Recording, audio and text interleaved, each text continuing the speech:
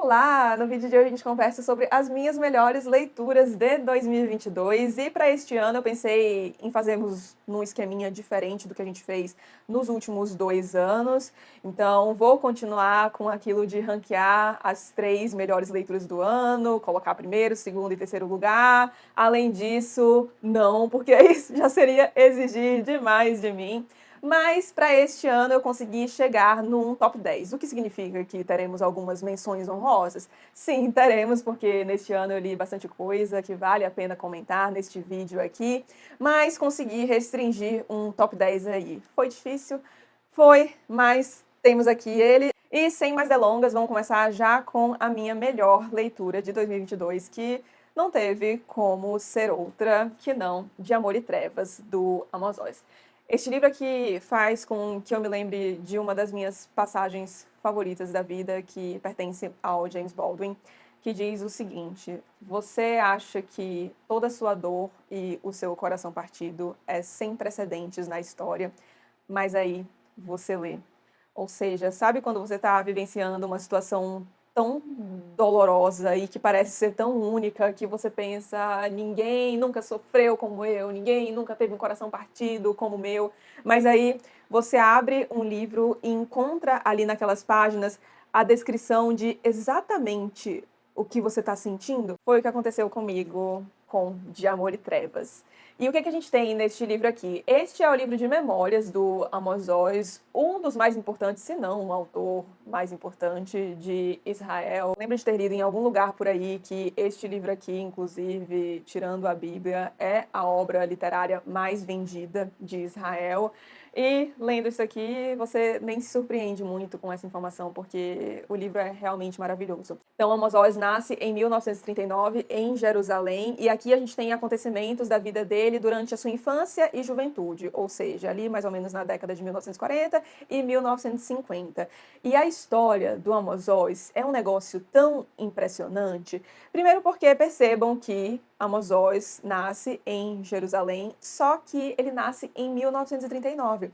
Ou seja, o Estado de Israel ainda não existia. O Estado de Israel foi criado somente em 1948. Ou seja, a infância do Amos Oz coincide com os acontecimentos imediatamente anteriores à criação do Estado de Israel. Um dos momentos mais legais do livro é ver justamente a noite em que eles receberam a notícia de que haveria um Estado para os judeus mesmo. Ele relata isso aqui, é bem emocionante. Então aqui a gente tem um livro em que a história de um indivíduo e de sua família, no caso o Amos Oz, se entrelaça com a grande história de uma região que é bastante conturbada. O Amos Oz era filho de 2 judeus, Ari, que nasceu no Império Russo, e Fania, que por sua vez nasceu num território que na época pertencia à Polônia, mas hoje pertence à Ucrânia, e ambos vão em direção a Jerusalém por conta do antissemitismo que avançava cada vez mais. E os dois eram pessoas muito cultas, então Amos Oz cresce em meio aos livros, ouve muitas línguas sendo faladas dentro de casa, e desde pequeno ele era uma pessoa muito observadora. Para nossa alegria, leitores, que graças a esse dom, a esse talento que ele tinha, conseguimos acompanhar então boa parte da formação do Estado de Israel, dos conflitos Israel-Palestina, das experiências que moldaram o Amos Oz e que pode influenciar nas nossas próprias experiências, do seu começo de carreira como escritor, do seu rompimento temporário com o pai, de como ele enfrentou a depressão e o posterior suicídio da mãe numa época em que não se falava de depressão. E falando assim, pode parecer que se trata de uma história muito triste, de um livro muito triste, mas a verdade é que este livro aqui, em diversos momentos, consegue ser muito divertido. Eu acho que o Amos Oz leva ao pé da letra um ensinamento que ele recebeu de uma de suas avós, que dizia que quando você tiver chorado todas as suas lágrimas, comece a sorrir. Ele acreditava muito no humor como uma maneira de enxergar situações sob uma perspectiva diferente, uma maneira de enfrentar certas situações de maneira mais leve, e isso pode ser verificado neste livro aqui, porque em alguns momentos você está praticamente chorando e na página seguinte você está morrendo de rir. Fora que a escrita do Amos Oz é das coisas mais lindas que eu já vi, e Eu abri aqui numa citação agora que eu marquei, queria ler para vocês terem uma ideia do que um amante dos livros encontrará neste livro aqui. Embora os livros possam mudar ao longo dos anos, assim como as pessoas, a diferença está em que, enquanto as pessoas sempre nos abandonam quando percebem que não podem mais obter nenhuma vantagem, prazer, interesse ou pelo menos um bom momento de nós, um livro nunca vai nos abandonar. Você com certeza vai abandoná-los, algumas vezes por muitos anos ou até para sempre. Mas eles, os livros, mesmo traídos, nunca vão lhe dar as costas. Vão continuar esperando por você silenciosa e humildemente nas suas prateleiras. Eles nos esperam até por dezenas de anos. Não se queixam. Não fará contas, não inventará desculpas e não se perguntará se vale a pena. Se ele merece, se você merece. Se você ainda tem algo a ver com ele. Vai virar a você no momento em que você pedir. Jamais vai trair você. A gente tem aqui no canal uma resenha de duração considerável sobre este livro, então se você ficou interessado, não deixe de assistir, o link vai estar aqui na descrição deste vídeo e principalmente, se tiver te interessado, não deixe de ler De Amor e Trevas. Então, ocupa aqui com louvor o primeiro lugar nas minhas melhores leituras de 2022. E indo para o segundo lugar, eu me sinto no dever de fazer um disclaimer. Essa aqui é a minha lista de melhores leituras de 2022, como eu já falei algumas vezes aqui ao longo deste vídeo, mas algumas pessoas parecem não entender o conceito de minha lista. E não sei a lista de vocês, mas a minha lista nunca é guiada somente por racionalidade. Tem uma boa dose de racionalidade aqui sim, mas o sentimento também me guia bastante na hora de fazer esse tipo de lista. Então, se eu fosse ser 100% racional, o segundo colocado seria, na verdade, o primeiro, mas como a Paloma Sentimental também fala alto por aqui, temos então, em segundo lugar, aquele que, para mim, é o grande romance da literatura brasileira, O, com O maiúsculo, Grande Sertão Veredas, de João Guimarães Rosa. Eu adiei essa leitura por muito tempo, não sei bem o porquê, talvez envolva a questão de que eu achei que era um livro bem regionalista e me perdoem, mas eu não sou a maior fã de romances regionalistas. Eu lembro de ter lido a sinopse do livro e a sinopse não me agradou tanto assim. Só que desde que eu criei o canal, mas tanta gente veio me perguntar se eu já tinha lido o livro, o que eu achava dele, e eu via duas reações diferentes a Grande Sertão Veredas. Sempre era, ou a pessoa amava o livro loucamente, favorito da vida, etc., ou a pessoa tinha tentado ler e não tinha conseguido chegar ao fim, mas eu nunca tinha visto alguém falar que tinha detestado este livro. E depois de terminar a leitura, eu entendo o porquê. O porquê dos dois pontos, aliás, porque realmente não tem como você ler este livro aqui e ele não te marcar de algum modo, mas também entendo o outro lado porque é um livro desafiador. Para falar melhor sobre esse ponto, o que a gente tem aqui em Grande Sertão Veredas? Em Grande Sertão Veredas temos um ex-jagunço chamado Riobaldo que está rememorando um certo período de sua vida, quando ele ainda era um jagunço. Ele está narrando a sua história a um interlocutor que tem interesse em ouvir sobre a vida dele e dá para ver que o Riobaldo está tentando compreender alguma parte da sua história. Não vou falar sobre isso aqui, porque é melhor ir ler o livro sem saber. E juro, é basicamente isso que você precisa saber sobre o enredo deste livro. Eu não recomendo que você procure mais informações sobre o enredo, porque apesar de spoiler não matar a experiência de leitura, não mesmo, tem muita coisa aqui que é legal descobrir sozinho. Ok, mas se é um cara contando sobre a vida dele, o que tem de difícil aí? Então, a forma como o Riobaldo fala sobre a vida dele. O Riobaldo vai e volta nos acontecimentos, boa parte do livro não é narrada de forma cronológica. O Riobaldo tem muitas digressões aqui, digressões interessantíssimas, diga-se de passagem, mas ainda assim digressões. E talvez o maior empecilho no livro seja a questão da linguagem, porque o Guimarães Rosa desenvolve aqui um vocabulário muito próprio.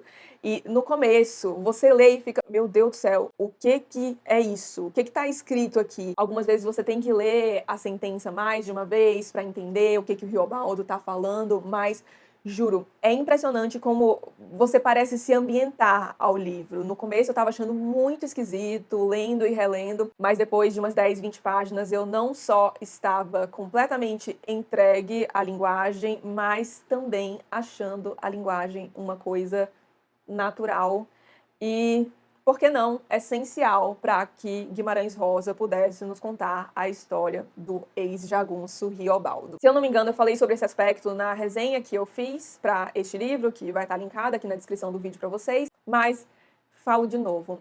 Eu penso que este aqui é um livro intraduzível.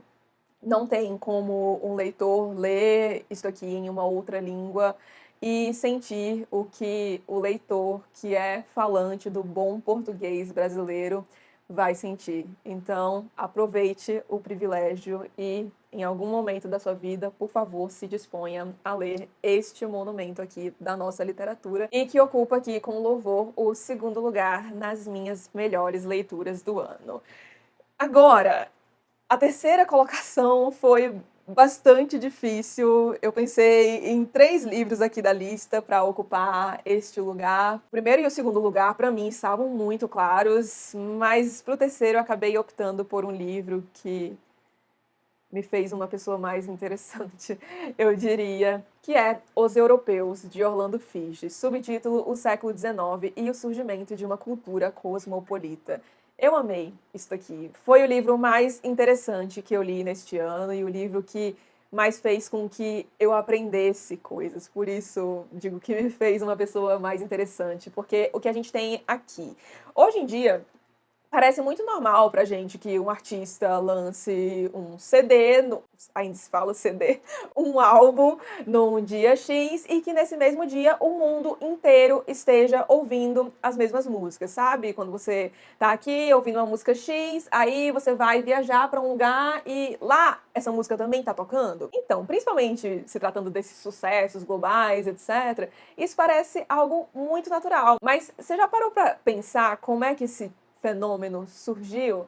Lendo Os Europeus, você vai entender, porque aqui o propósito do Orlando Figes é retratar como as ferrovias, mais especificamente a expansão da malha ferroviária na Europa, deu origem ao movimento que é conhecido como globalização cultural. Ele nos mostra aqui que, a partir de circunstâncias reunidas no século XIX e centradas principalmente nos desdobramentos da ferrovia, foi possível que todo um continente, no caso a Europa, pudesse ouvir as mesmas músicas, assistir às mesmas peças, ler os mesmos livros, ter acesso aos mesmos concertos e depois se espalhando da Europa para o mundo. E ele aborda tudo isso pra gente de uma maneira sensacional, na minha opinião, que é entrelaçar a história da expansão das ferrovias com a história de 3 grandes personalidades do século XIX. Pauline Viardot, seu marido, Louis Viardot e Ivan Turgenev, que já é um grande conhecido aqui deste canal,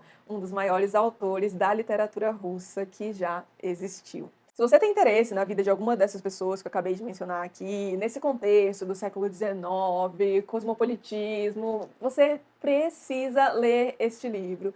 E se você ficou com uma pulga atrás da orelha, não sabe se vai gostar, mas acho que o livro parece interessante, tem uma resenha aqui, que estará linkada também na descrição desse vídeo, onde eu falo mais sobre este livro maravilhoso.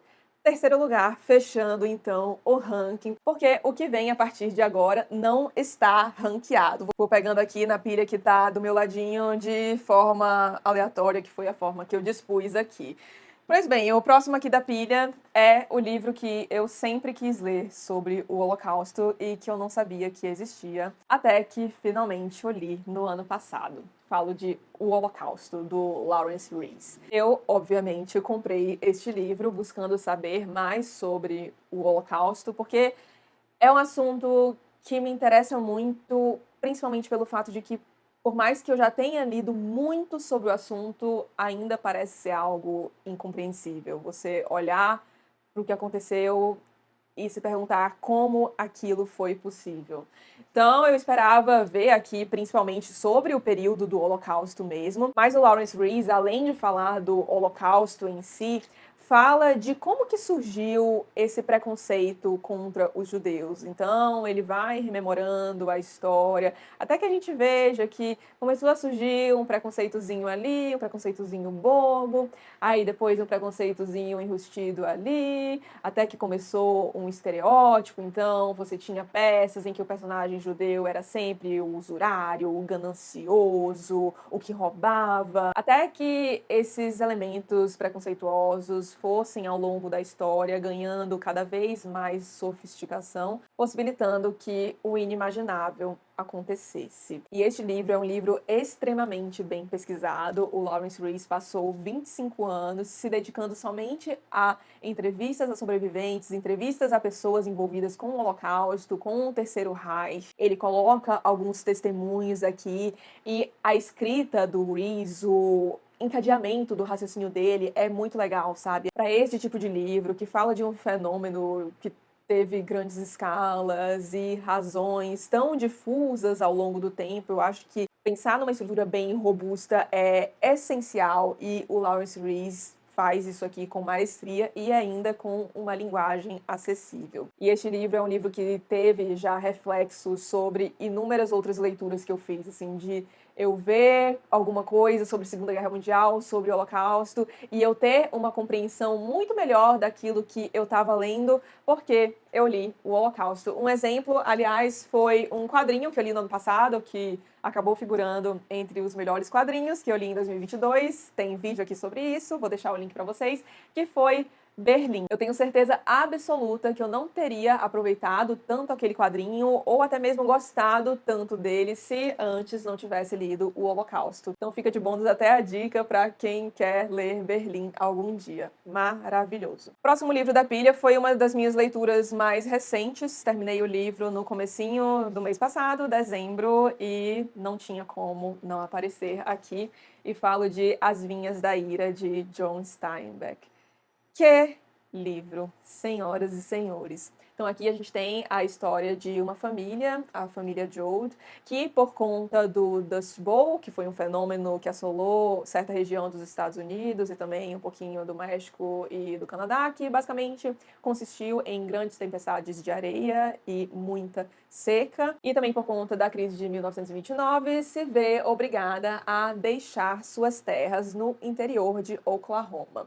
E a essa época, como tinha muita gente tendo que migrar por conta da crise e por conta do Dust Bowl, ou seja, muita gente pobre, desempregada e querendo o que comer, estando disposta a aceitar um salário muito baixo para isso, inclusive, grandes fazendeiros da Califórnia começam a distribuir panfletos anunciando empregos. Então, eles colocam imagens lindas dos pomares da Califórnia, das tangerinas, laranjas apetitosas, não sei o quê, com dizeres do tipo, venha para a Califórnia, temos emprego, venha recomeçar sua vida. E acaba que muitas famílias que estavam numa situação de miséria, famintas, vão em direção à Califórnia, baseadas nessas promessas, e é o caso da família Joad, que a gente acompanha por aqui. Eu, obviamente, já que o livro até aparece aqui na minha lista de melhores leituras de 2022, gostei de muitos elementos do livro, mas se fosse para citar eu diria que é a estrutura do livro. Então, o que o John Steinbeck faz aqui é alternar a história da família Joad com alguns textos que contam uma história mais geral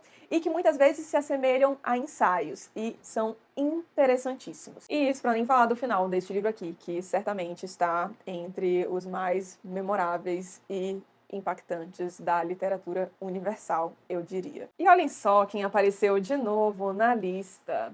Amos Oz, dessa vez Amos Oz com Shira Haddad, do Que é Feita a Maçã, 6 conversas sobre amor, culpa e outros prazeres. Eu não cheguei, agora que eu pensei sobre isso, eu não cheguei a fazer uma lista dos livros que mais foram comprados na Amazon através do meu link, mas eu tenho certeza de que se eu fizesse, este livro aqui estaria entre as primeiras colocações, porque de verdade, o tanto de gente que veio me falar que comprou este livro aqui por recomendação minha. E, aliás, gente que não só veio falar que comprou por recomendação minha, mas que leu e amou, não tá escrito. Muito feliz em estar espalhando com sucesso a palavra de Amos Oz, porque este homem merece ser lido. E aqui a gente ainda tem o bônus da Shira Haddad, que foi editora do Amos Oz, e depois da publicação de Judas, que acho que é o maior romance do Amos Oz. De Amor e Trevas não é romance, né? Então estou excluindo aqui, mas acredito que Judas seja seu maior romance, sim. A gente vai ler em leitura conjunta no Clubinho, aliás, no mês de maio. Deixarei mais informações aqui para vocês na descrição do vídeo. Mas continuando, eles continuam a conversar bastante, mesmo depois da publicação de Judas, que teve a Shira como editora. E aí, em certo momento, eles resolvem gravar essas conversas. E aí a Shira começa entrevistando o Amos Oz, só que isso acaba virando uma conversa. Porque apesar de o protagonista ainda ser o Amos Oz, a Shira guia bastante a conversa, ela coloca alguns pontos interessantíssimos em algumas discussões, faz contrapontos necessários e muito bem-vindos em alguns momentos. Fora que é uma delícia ler este livro aqui. É aquele tipo de livro que você lê em uma, no máximo 2 sentadas, sabe? E eu escrevi, acho que isso no meu textinho que eu fiz para este livro no meu Instagram, mas sabe quando você termina de ler um livro e tem a impressão de que algo foi acrescentado à sua alma? Foi assim que eu me senti depois de terminar Do Que É Feita a Maçã. Tem resenha também aqui, estará linkada na descrição do vídeo. E é claro que tinha que ter um russinho nessa lista, senão não seria uma lista de favoritos, de melhores leituras minha. E os russos estão aqui muito bem representados na figura de Anton Chekhov. Esta é uma coletânea de peças dele, intitulada Quatro Peças. Temos aqui A Gaivota, Tio Vânia, Três Irmãs e O Jardim das Cerejeiras. E eu li muita coisa de Chekhov neste ano, gostei de tudo, li inclusive os famosos contos de Chekhov, mas Chekhov me ganhou mesmo através das peças. Eu li este livro em janeiro do ano passado e juro que vira e mexe eu me pego pensando principalmente em O Jardim das Cerejeiras e A Gaivota, mas principalmente em A Gaivota. Tem uma cena aqui que me marcou demais, a peça é linda. Esta edição aqui tá primorosa, porque antes de cada uma das peças, a gente tem um texto do tradutor, Rubens Figueiredo, maravilhoso também, ai, um chuchuzinho. E os textos ajudam muito no aprofundamento das peças. Tem uma apresentação aqui, geral também, muito boa, edição muito caprichada. Só fica a dica de ler os textos depois de cada uma das peças, porque ele fala abertamente sobre o enredo, ou seja, dá spoilers. Então, se você se incomoda, leia os textinhos introdutórios após cada uma das peças. Também temos resenha para este livro aqui. E do que eu li do Chekhov até agora, esta é a minha maior recomendação para quem quer ler algo do autor e não sabe muito bem o que pegar. Nossa, recomendo mais do que fortemente Quatro Peças. E já que eu estava falando em edição primorosa, deixa eu pegar o último livro aqui da pilha, porque foi um livro que me impressionou em diversos aspectos, mas eu queria parabenizar a Editora 34 aqui também, porque esta edição aqui tá surreal. Estes são os ensaios de Montaigne, edição integral, ou seja, olha o tamanho deste negócio, mas ainda assim, mesmo sendo um livro grande, é um livro confortável de ler, a fonte é ótima, diagramação maravilhosa, o trabalho realizado aqui pelo Sérgio Millet, tanto na tradução, mas principalmente, porque é o que eu posso falar com mais propriedade, digamos, nas notas, é surreal. Sério, eu fiquei impressionada. Eu li isso aqui, eu ficava, meu Deus, esse cara que deu o nome. Esta edição está irretocável. E o que dizer dos ensaios, não é? Montaigne foi o responsável pela criação de um novo gênero através deste livro aqui, que é justamente o ensaio. E aqui a gente tem textos do Montaigne falando sobre os mais diversos assuntos. Então aqui ele fala sobre educação, fala sobre a natureza humana, fala sobre história, fala sobre política, fala sobre a própria vida. Difícil é achar um tema que não seja abordado por Montaigne aqui. E eu nem vou falar tanto sobre o livro aqui, porque É uma leitura que ainda está se sedimentando em mim. Eu marquei vários ensaios aqui com marca-texto, porque ao terminar a leitura de todos os ensaios eu queria voltar neles e ler alguns. Estou nesse processo ainda, praticamente me segurando para não reler o livro inteiro, confesso. Mas enfim, estou nesse processo de releitura de alguns ensaios. Acho que estou conseguindo aproveitar melhor esses ensaios, agora que eu tenho a luz do todo. E eu sei que muita gente aí, só de olhar para este livro, deve ficar: ai meu Deus, que preguiça, livro enorme. Meu, pega isso aqui e. Ai, meu, que paulista, né? Eu moro em São Paulo, mas eu não sou de São Paulo, pra quem não sabe aí. Mas não interessa, né? O que interessa mesmo é Montaigne. Como eu ia dizendo, meu, pega este livro aqui e começa a ler, mas a perder de vista. Não precisa ter pressa para terminar, não. Muito pelo contrário, eu acredito piamente na ideia de que este aqui é um daqueles livros ideais de ir diluindo a leitura ao longo do tempo, ler com bastante calma mesmo. Eu terminei de ler este livro nos últimos dias de dezembro de 2022 e eu comecei a lê-lo, sei lá, no dia 15 de janeiro, algo assim. Eu comecei bem no comecinho do ano mesmo, a leitura se arrastou ao longo do ano inteiro e faria do mesmo jeito de novo. E eu realmente acredito que eu não teria conseguido aproveitar tão bem o livro se eu não tivesse diluído essa leitura ao longo do ano. Acho que não é exagero dizer que isso aqui mudou a minha vida. E agora eu tô pensando, ai, será que eu não devia ter colocado no terceiro lugar? Talvez. Vamos parar por aqui, senão vai bagunçar tudo. O penúltimo livro do top 10 é uma coletânea de contos. Eu acredito que, tendo como base a minha experiência como leitora voraz de contos, coletâneas de contos de um mesmo autor costumam ser leituras irregulares. Então a gente costuma ter numa mesma coletânea textos que são bons, textos que são muito bons, aqueles mais ou menos, e alguns ruins, poucos se tivermos sorte. Prova é que quando eu comecei a ler Manual da Faxineira, de Lucia Berlin, Lucia Berlin, não sei qual é a maneira correta de se pronunciar o nome dela, já ouvi dos dois jeitos aí, então me perdoem qualquer coisa, mas continuando, prova é que quando eu comecei a ler este livro, eu lembro que eu li o primeiro e o segundo ensaio e eu fiquei: hã? Porque eu tinha ouvido falar tão bem do livro, e aí eu li os primeiros ensaios e achei uma coisa meio esquisita. Só que, conforme eu fui avançando no livro, eu entendi o que essa mulher estava fazendo aqui e eu achei isso aqui genial. É curioso, porque a Lúcia aqui aborda personagens, principalmente mulheres, as protagonistas dos contos são mulheres aqui.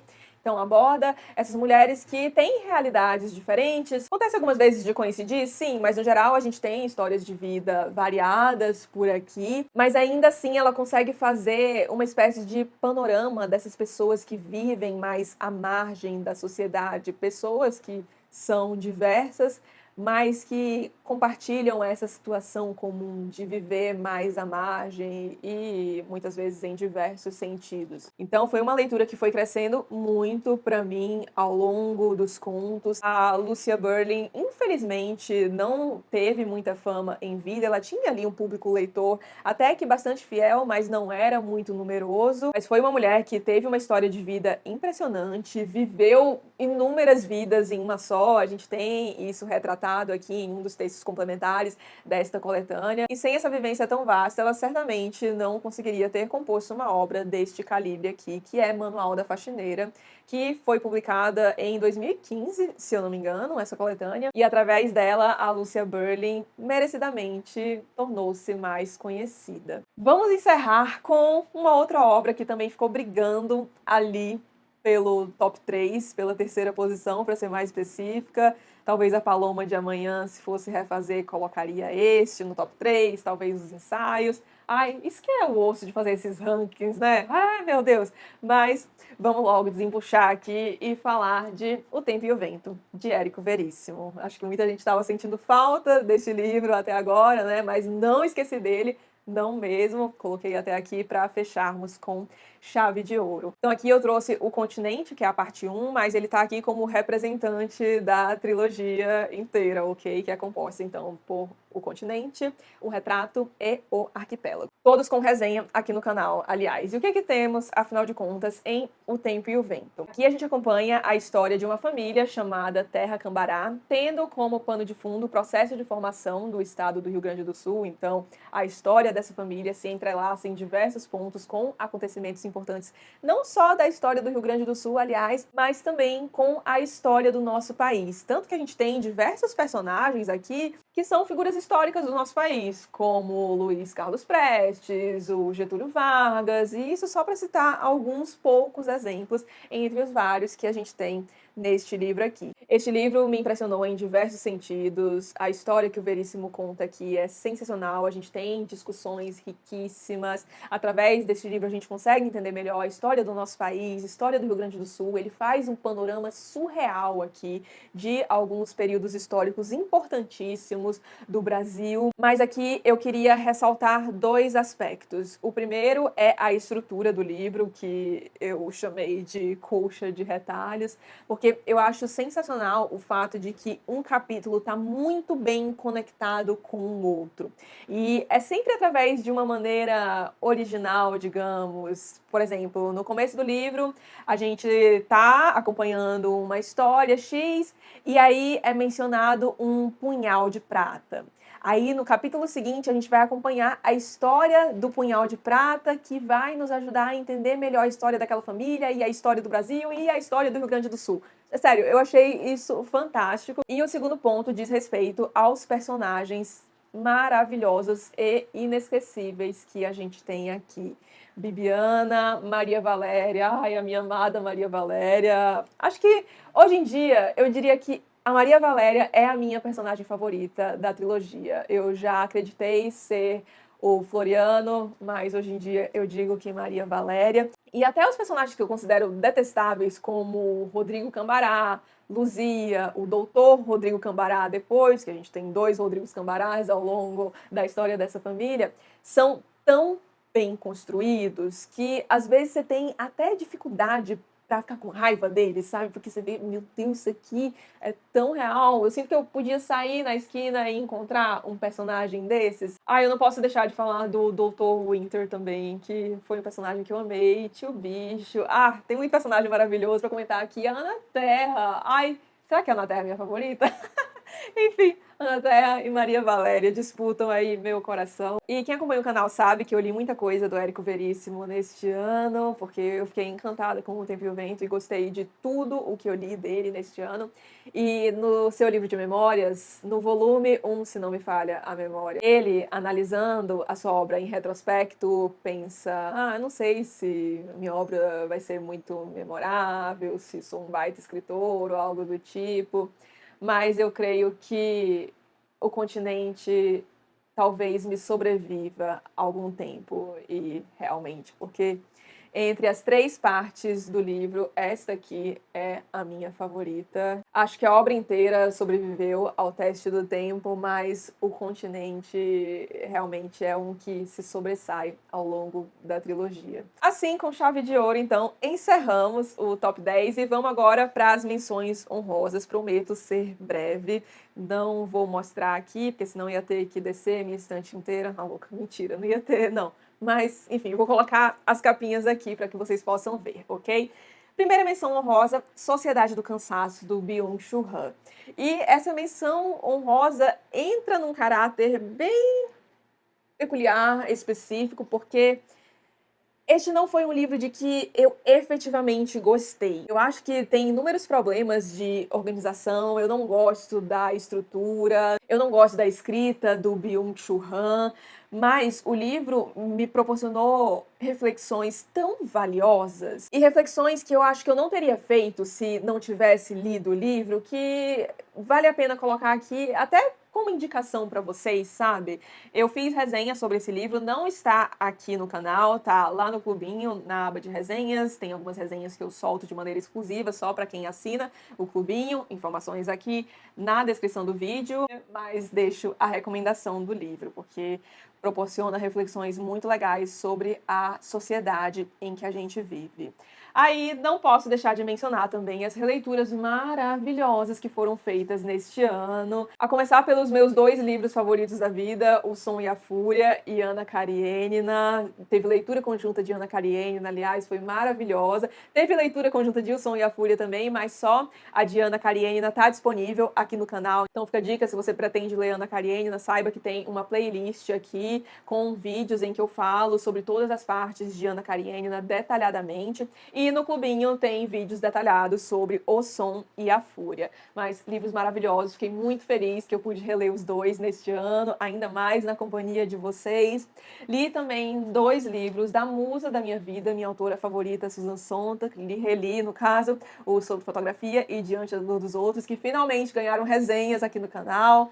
Todos os links estarão aqui na descrição do vídeo. Um Escritor na Guerra, do Vassili Grossman, também merece estar aqui nas menções honrosas. Os contos do Hermann Hesse, amei demais. Me fez lembrar, inclusive, de que eu preciso reler O Lobo da Estepe, que é um dos meus livros favoritos da vida. Faz um tempinho que eu não revisito este livro. Os 2 têm resenha aqui no canal também, link na descrição. E, por fim, eu deixei para falar de um livro que, meu Deus, como me doeu deixar de fora do top 10, porque Faulkner, né, gente? E foi Luz em Agosto. Então, infelizmente, não consegui encaixar no top 10, talvez até por ser uma leitura muito recente. Eu ainda estou pensando sobre ele, eu vou começar a escrever o roteiro da resenha, que não saiu ainda aqui, pelo menos se você estiver assistindo a esse vídeo próximo da data de publicação. Quando eu publicar a resenha, eu atualizo aqui a descrição do vídeo, então dê uma olhadinha aí, pode valer a pena. E, enfim, eu acho que é uma leitura que eu ainda estou revisitando, está sendo sedimentada dentro de mim, então talvez até por isso não tenha entrado, mas Faulkner e Luz em Agosto é maravilhoso. Recomendo, aliás, como primeiro contato com a obra do autor. Faulkner é conhecido aí por ser uma leitura desafiadora, né, e realmente é, mas Luz em Agosto é um Faulkner um pouco mais tranquilo, mas ainda assim maravilhoso.